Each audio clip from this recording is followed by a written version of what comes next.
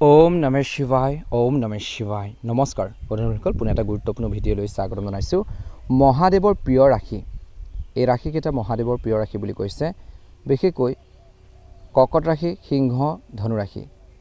এই ৰাশি তিনিটাৰ ওপৰত মহাদেৱৰ বিশেষ কৃপা থাকে বুলি কৈছে জ্যোতিষশাস্ত্ৰত ভগৱান শিৱৰ আৰু চন্দ্ৰৰ গভীৰ সম্পৰ্ক আছে মহাদেৱে বিশেষকৈ মস্তকত চন্দ্ৰ ধাৰণ কৰে সেই শিৱ পূজা কৰিলে কুণ্ডলীত চন্দ্ৰ শক্তিশালী হয় আৰু এই তিনিটা ৰাশি জাতকৰ জীৱনত সন্মান সফলতা আৰু ভৌতিক আপোনালোকৰ সুখ বনাই থাকে বুলি কৈছে প্ৰথম ৰাশিটো কৰ্কট ৰাশি কিয় প্ৰিয় ৰাশি কৰ্কট ৰাশি অধিপতি হৈছে চন্দ্ৰ কৰ্কটৰ অধিপতি হৈছে চন্দ্ৰ শিৱৰ মস্তকত থাকে সেই এই ৰাশিৰ লগত মহাদেৱৰ বিশেষ সম্পৰ্ক শিৱৰ কৃপাৰ ফল কৰ্কট ৰাশিৰ জাতক জাতিকাসকলে জীৱনত মান সন্মান আৰু প্ৰতিষ্ঠা পায় কাৰণ মহাদেৱ তেওঁলোকৰ লগত থাকে দুই নম্বৰতে হৈছে আবেগ সংবেদনশীল আৰু দয়ালু স্বভাৱ হয় মকৰ ৰাশিৰ জাতক জাতিকাসকল বহুত আবেগিক হয় সংবেদনশীল হয় দয়ালু হয় মানুহক সহায় কৰি ভাল পায় কোনোবা যদি বিপদত পৰে এই ৰাশিৰ জাতক জাতিকাসকলে বিপদত সহায় কৰে তেওঁলোকক কেনেকৈ বিপদৰ পৰা উদ্ধাৰ কৰিব পাৰি সেই ধৰণৰ চিন্তাবোৰ কৰে বুলি কৈছে কঠিন পৰিস্থিতিটো এই ৰাশিৰ জাতক জাতিকাসকলে ধৈৰ্য ধৰি ৰাখে বুলি কৈছে ভোলানাথৰ কৃপাত বা মহাদেৱৰ কৃপাত সুখ সমৃদ্ধি আৰু মানসিক শান্তি থাকে বুলি কৈছে ধন লাভ সন্মান ভৌতিক আপোনালোকৰ সুখ প্ৰাপ্ত হয় বুলি কৈছে শিৱ উপায় প্ৰতি সোমবাৰে কৰ্কট ৰাশিৰ জাতক জাতিকাসকলে শিৱলিংগত গাখীৰ প্লাছ চাউল বগা ফুল আপোনালোকে অৰ্পণ কৰক পাৰিলে ধতুৰা ফুল ভাঙো আপোনালোকে অৰ্পণ কৰক ভাল হ'ব আৰু কিন্তু আপোনালোকে মনত ৰাখিব আৰু এনে শিৱলিংগত বিশেষকৈ এই ধৰণৰ বস্তুবোৰ বা মহাদেৱৰ লগত জড়িত যিখিনি বস্তু আপোনালোকে অৰ্পণ কৰিব তেওঁৰ নামত ওম নমঃ শিৱায় মন্ত্ৰটো কৈ থাকিব ওম নমঃ শিৱায় মন্ত্ৰটো জপ কৰি থাকিব ভাল প্ৰতিফলন দেখিব আপোনালোকৰ দিনটো শুভ হওক বছৰটো ভালদৰে পাৰ হওক আহি থকা দিনবোৰ ভালদৰে পাৰ হওক মহাদেৱৰ আৰু এটা প্ৰিয় ৰাশি হৈছে সিংহ ৰাশি কিয়নো কিয় সিংহ ৰাশি জাতক জাতিকাসকল আত্মবিশ্বাসী আৰু নেতৃত্বৰ ক্ষমতাৰ ভৰপূৰ শিৱৰ দৰে তেজস্বী বুলি কৈছে এই ৰাশিৰ জাতক জাতিকাসকল শিৱৰ কৃপাৰ ফলত এই ৰাশিৰ জাতক জাতিকাসকলে সমাজত সন্মান পায় আৰু পৰিচয় পায় সুকীয়া এটা পৰিচয় থাকে সিংহ ৰাশিৰ জাতক জাতিকাসকলৰ সমাজত অন্য ৰাশিৰ তুলনাত বিশেষকৈ এই ৰাশিৰ জাতক জাতিকাসকলৰ বহুত বেছি সাহসী হয় কৰ্মৰ ক্ষেত্ৰত পৃথক পৰিচয় বনাবলৈ সক্ষম হয় নিজকে নিজৰ পৰিচয় আপোনালোকে নিদিলেও বেলেগে কিন্তু তেওঁলোকে টেলেণ্টবোৰ তেওঁলোকৰ যি বুদ্ধিমত্তা কাম কৰাৰ দক্ষতাবোৰ বুজি পায় বুলি কৈছে সিংহ ৰাশিৰ জাতক জাতিকাসকলৰ আৰু বাধাকো দৃঢ়তাৰে পাৰ কৰে সমস্যা আহিলে সেই সমস্যাখিনি তেওঁলোকে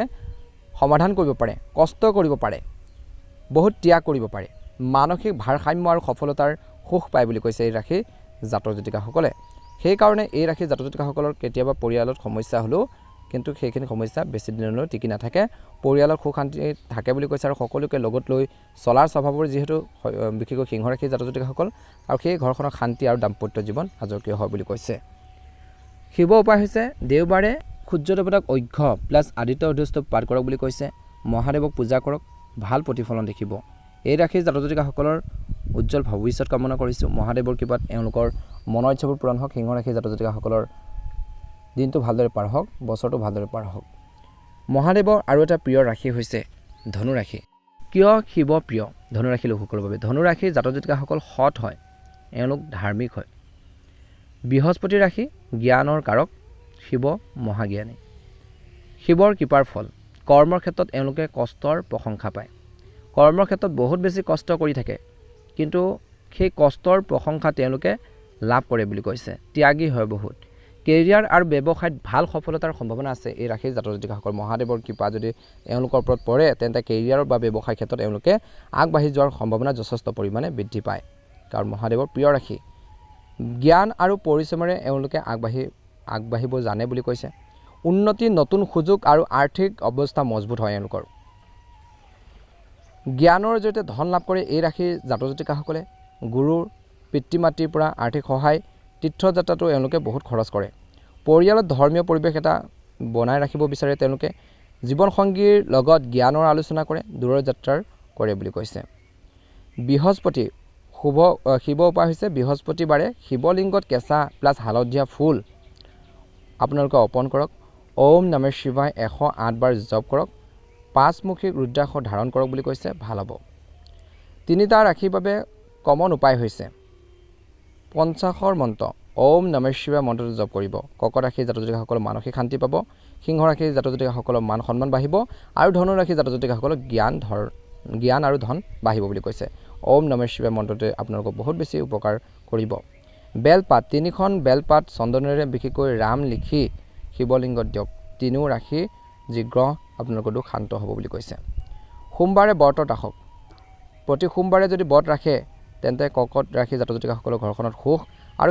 সিংহ ৰাশিৰ জাতক জাতিকাসকলৰ কৈছে যে আপোনালোকৰ ৰাজু বনিব আৰু ধনু ৰাশিৰ লোকসকলৰ উন্নতি বুলি কৈছে। বন্ধুসকল,